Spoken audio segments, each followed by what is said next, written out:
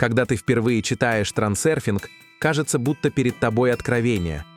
Новый язык, свежий взгляд, простая и в то же время масштабная идея.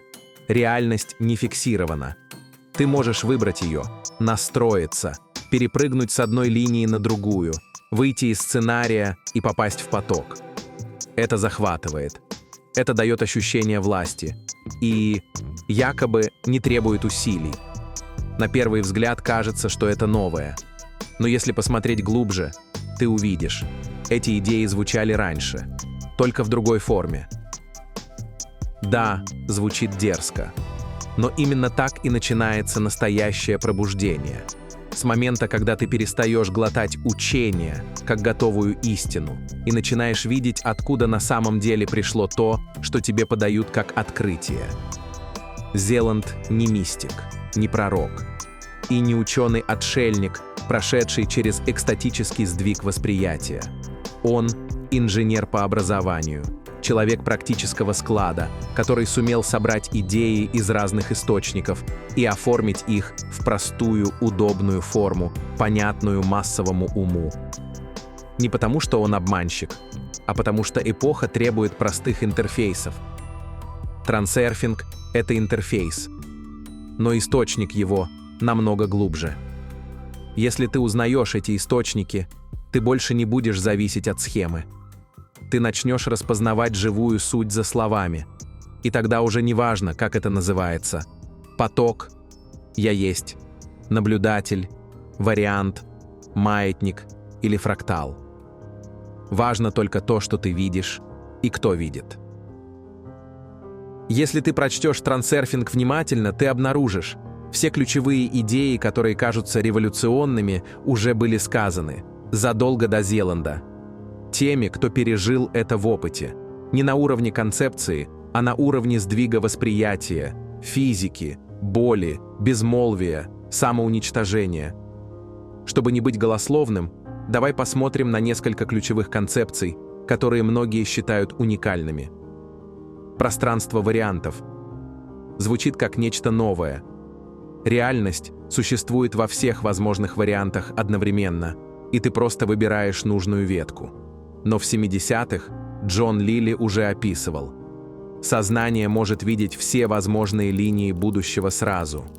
Это библиотека миров. И ты в ней. Ты выбираешь, какую страницу проживать. Это прямая предтеча концепции пространства вариантов. А еще раньше индийские веды и буддизм говорили о сансаре, как множестве потенциальных воплощений себя в каждый миг. Маятники. У Зеланда маятники – это энергоинформационные структуры, которые захватывают внимание и питаются энергией людей. Но эта идея буквально повторяет. Юнговские архетипы – коллективное бессознательное. Юнг говорил, идеи, неосознанно удерживаемые массами, обретают почти демоническую силу. А у Гурджиева и Шри Аурабинда те же формы, которые захватывают части разума и управляют поведением, пока ты не проснешься. Зеланд просто дал им удобное имя и вычистил философию. Выбор и интенция. Зеланд говорит, не надо добиваться, надо выбрать и позволить, не создавать, а намереваться. Это суть. Адвайты. Не действуй, распознай. То, что ты есть, уже путь. Дон Хуану Кастанеды. Воин не действует, он выбирает путь и позволяет силе вести. Нейронаука. При выборе активируются зоны предсознательного еще до того, как ты решаешь. Это уже известные данные Либета и Хайнемана. А Ошо говорил, желание разрушает поток, безмолвное видение и есть намерение. Поток и важность. Зеланд предлагает снизить важность, отпустить контроль и быть в потоке. Это буквально то, что Лао Цзы называл дао. Буддисты называют пратьятья самутпада, взаимозависимое возникновение.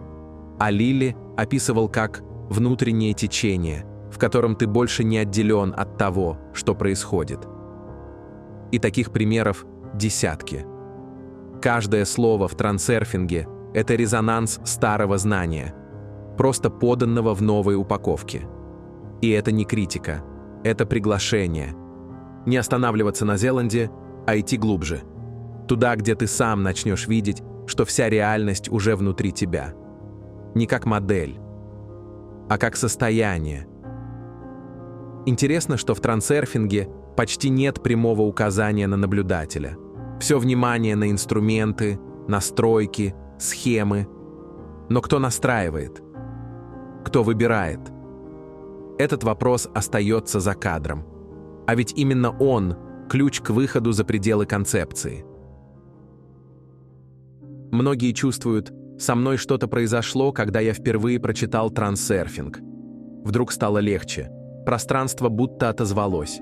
Появилось ощущение, что можно просто выбрать, не бороться, не добиваться, а позволить. И это срабатывает. Потому что в момент чтения ты выходишь из рамки. Ты позволяешь себе впустить мысль, которая раньше казалась невозможной. Это всегда расширяет. Это как вдох после долгой задержки дыхания. Но со временем происходит странное. Ты вроде бы применяешь все, как написано. Ты стараешься не придавать важности, настраиваться на поток, отпускать ожидания. А внутри все равно что-то не отпускает. И тогда возникает вопрос, почему снаружи все работает, а внутри что-то все еще держит? Ответ в том, что трансерфинг работает на уровне взаимодействия с реальностью, но не на уровне распознавания себя. Он помогает двигать фигуры на доске. Он дает возможность играть в эту реальность осознаннее, но не приглашает выйти за пределы самой доски. Он не требует расплавить «я». Он не ведет в безмолвие. Он не приглашает тебя в настоящую пустоту. Он просто делает игру более податливой. И это неплохо. Это как первая дверь. А потом наступает момент, когда ты слышал одну и ту же мысль много раз, в разных формах. Ты читал про наблюдателя, про выбор, про намерение, про поток. И вдруг одно из этих слов срабатывает. Простая фраза, обычное видео. И ты замираешь. Не потому что понял это, а потому что все до этого копилось. И вот оно цепляется, срабатывает. Не потому что это самая сильная мысль, а потому что твоя система дозрела. Вот почему мы на канале не даем догму. Мы даем разные входы. Мы говорим одну и ту же правду, разными словами. Иногда через ученого. Иногда через притчу. Иногда через боль.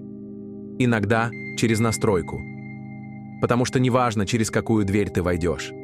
Важно, чтобы вошел. Любая концепция – это не истина. Это просто мост. И если он работает, иди. Но когда он закончится, не бойся ступить в туман. Истина ничья. Она не принадлежит ни Зеланду, ни Ошо, ни Лили, ни Будде. Она не открыта, она узнается. Не через формулу, а через переживание. Не через авторство, а через тишину. Любой учитель всего лишь переводчик того, что уже всегда было.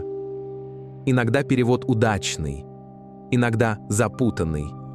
Иногда он срабатывает для одного, но не для другого. Но суть не в переводе, а в том, что узнается за ним. Каждая концепция, каждый путь, каждый ключ работает до определенного момента. Ты идешь, слушаешь, применяешь, что-то срабатывает, что-то нет.